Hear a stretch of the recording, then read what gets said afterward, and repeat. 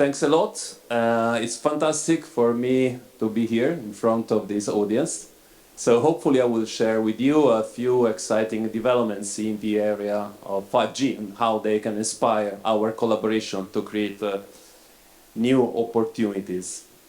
First of all, I would like to talk about 5G deployments, and they progressed in the last months and a few years since its introduction at steady pace. And in fact, we predict that 5G will be the dominant G in 5 years from now. You can see on the top that we have by now 252 live networks, of which 36 are using the specific architecture that we call standalone, and I'll clarify why it's exciting and relevant for all of us. 48% of the population coverage, and in some of the early adopting markets like South Korea, 5G devices are already grabbing 79% of the traffic. The numbers below show how Ericsson has been a very relevant part of this deployment, and hopefully that generates the insights that I am trying to share with you. If we look a bit closer at how these deployments are happening, as you know, 5G can be deployed in an architecture that we can call non-standalone. Without going into deep technical details, it is essentially an incremental deployment by design on 4G, which in fact facilitated its introduction.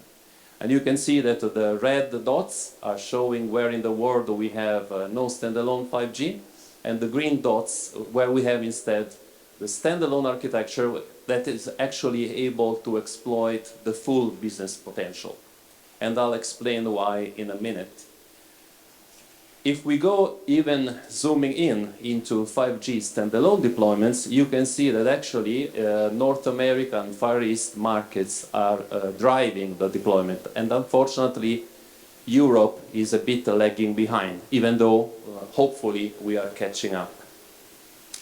And in fact, if we look at the share of 5G samples that we collect from networks, you can see that China, India, Singapore, followed by United States, are really where there is most of 5G SA happening.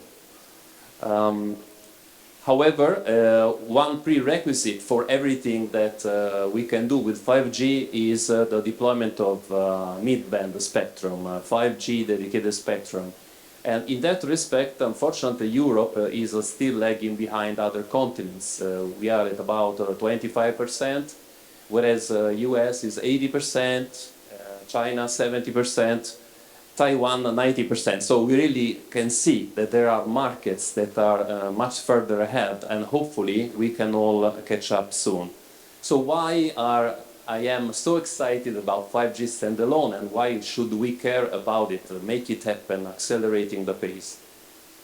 I think we have great news for our industry in that with 5G standalone, finally we have what I call an alignment of planets or stars. It doesn't happen very often that in an industry you have all the elements that deliver value in the value chain technically aligned to allow to overcome one of the big issues in our industry, which is network congestion. Breaking the vicious circle whereby the more operators are investing in capacity, the more it gets used with the current mechanisms, both technically and commercially, so that it gets more and more congested. Now we are able, using characteristics like network slicing and some other features that are deployed across chipsets and devices, to actually selectively use network resources to guarantee a certain level of performance. And therefore, the end users will get value for money, and they will be more prepared to pay for differentiating services that you are finally able to deliver. For instance, you would say, okay, this is theoretical, we heard it before. Is it a reality? Yes, it is.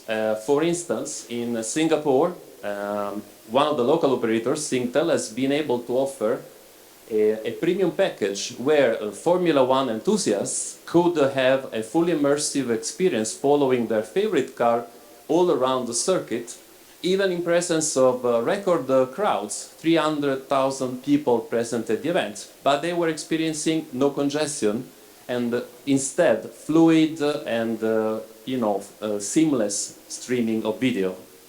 So this is something that can happen in reality, and thanks to the flexibility of how the 5G architecture can cater for very different use cases, all coexisting in the same network by using in a selective way its resources, the possibilities are really endless. And you can see that we span from consumer services, industries, public safety.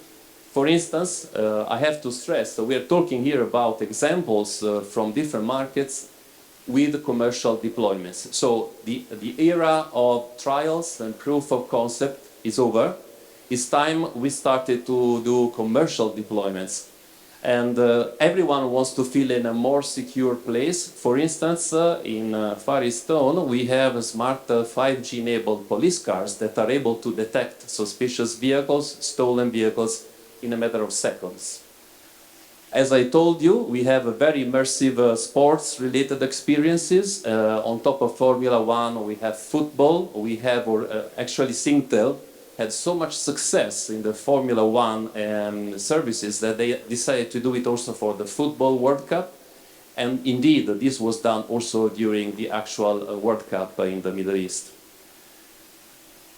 For the end users, you know that big brands are launching 3D XR devices. Finally, you have the opportunity of a truly immersive experience, responsive network, where 3D objects are moving in a fluid way. So it's not only about speeds and feeds, it's actually about the opportunity to control latency and the number of key characteristics in a selective way that can underpin those use cases. But then you would wonder, okay, where do I start? And consumer services usually are something that is relatively easier for operators to launch.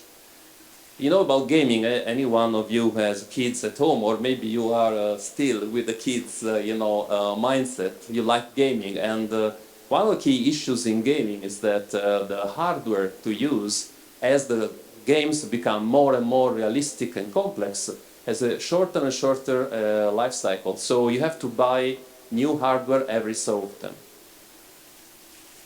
So actually, from the statistics that you can see here, every 5 years, for instance, you have to replace the hardware, and addicted gamers really would like to avoid it. And that's why streaming games from the cloud has become quite popular, and there are also other hardware brands behind the graphic cards, without naming anyone, who are now offering cloud-based subscription to boost your graphic rendering capabilities at home, leveraging the cloud. You may know that the gaming industry by now is bigger than media, so there is money to go after. And in fact, what gamers want is to win when playing opponents online. And what is important for that? It's latency. So 5G standalone does deliver the low latency you need, provided that, of course, you have also servers in country or in the market reachable with the low latency. And this is a trend that follows, in fact, the deployment of regional data centers by the big brands in the cloud industry.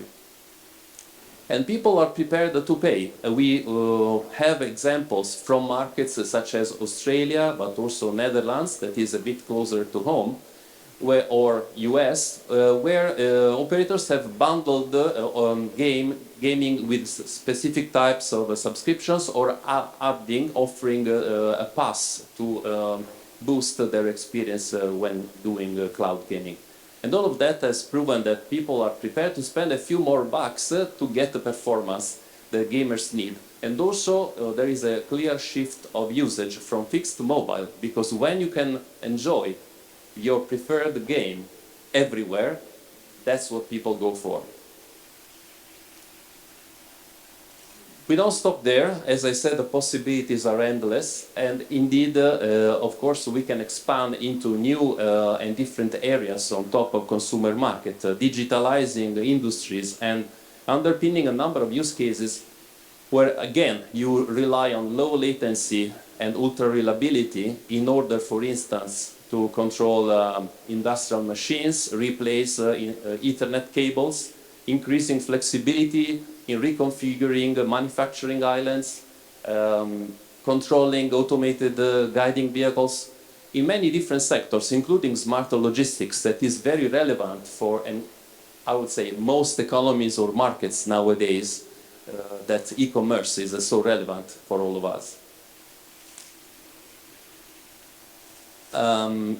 Somebody suggested that a keynote speech is by definition short and to the point, so I will not go further in terms of explaining what we can do with the 5G standalone. I hope you got the point and you are interested to expand during the conference in networking and group discussions. But I would like to call on our joint action, therefore, to accelerate 5G standalone deployment.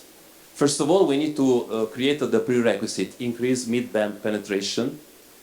We need to adopt, of course, the specific core, I would say, predominantly architecture, and establish those enablers, such as network slicing, that can make happen those very interesting use cases and opportunities.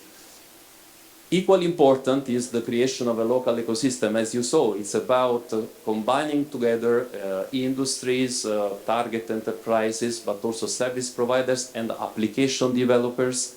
So it is definitely an ecosystem play that we need to collectively do, and developing the local ecosystem is also important to satisfy the specific market needs.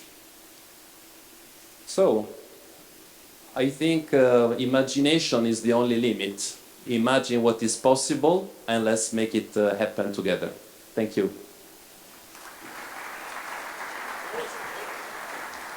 That was truly to the point and very interesting. So just to clarify something, and I was asked that before also, but I also need your opinion. 5G SA is the key? Yes, it's where we exploit the full potential. And that's why Europe is a little bit behind on Eastern Asia and US? That's what you are saying? We look at those markets as, yes, first adopters, front runners, but I think there is now great potential for Europe to take the lead and accelerate. Okay, that's very interesting. Thanks very much. Ένα χειροκρότημα παρακαλώ. Thank you.